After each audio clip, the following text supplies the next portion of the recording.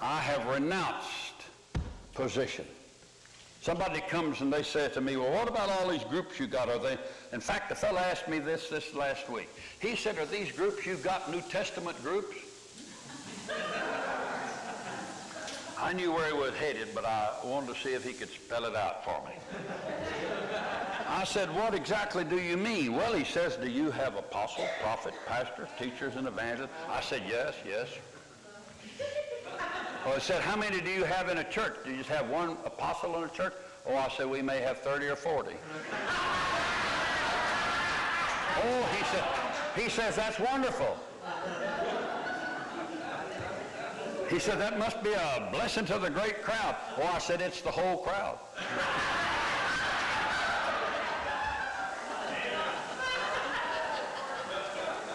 It's the whole group. How many prophets you got? 30 or 40 in that church.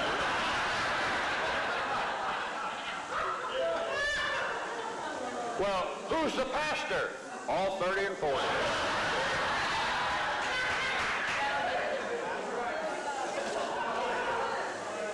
Who's the teacher? Well, he answered it by then and said, I guess all of them. I said, yes, they're all evangelists too. Well, he was really in a dilemma by then. He said, what are you really saying? I'm saying Christ is in him, and he's the apostle, the prophet, the pastor, the teacher, the evangelist. There's no such thing in the New Testament as man being those things, not if he's dead. What do we have? We have renounced the things of dishonesty. We won't walk in craftiness. I won't say the Lord gave me a ministry. I won't say that we are great, we are famous, we are powerful.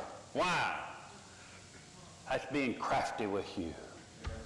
When the real fact is we've got nothing aside from Christ in us, and Christ in us is our all. Amen. What does that mean? That means every one of you, by Christ in you, have every ministry you're supposed to have. Now, your task in life is to find that out. And that's where the preaching of the gospel comes in. If we rightfully preach the gospel, you will discover along the way how God created you. There are some of you in this group that are givers. You know that already.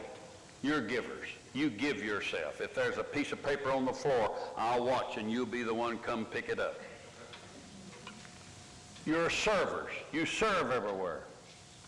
There's some of you that are teachers. You'll sit down with somebody and you'll talk to them endlessly.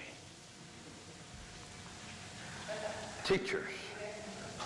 You're not the teacher. Don't be dishonest.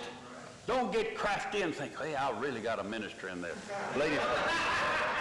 Lady said to me the other day, she said, you know, I found out everybody I prayed for got healed. And then I realized what had happened. She had had some success, and so she figured this was her ministry. But you see, her doesn't have a ministry. Her has Christ in her. The ministry is his, and that may be the way he works through her creation. That's the way he works through her. So we have renounced this dishonesty. When you come to me and say, well, I can't listen to that preacher anymore, you may not know what you've done, but you have renounced his dishonesty. He's not preaching the truth. And you can't sit there and watch it commingle and the law heaped back on the people. You have to get up and walk out. Why? We have renounced dishonesty and craftiness. That's something that's in us. That's something we have. We have that ability. Don't feel bad about it.